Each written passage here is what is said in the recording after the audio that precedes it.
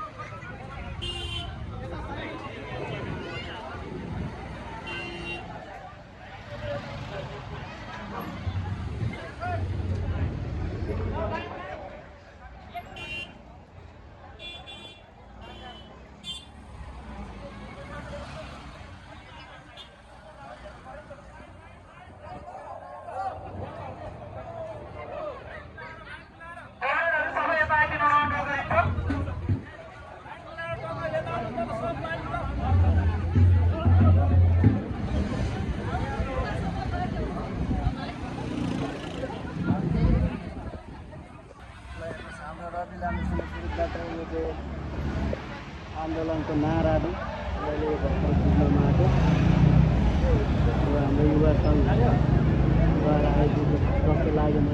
मलाई चाहिँ यो जतिसम्म बुझेँ, मैले एउटा 22मा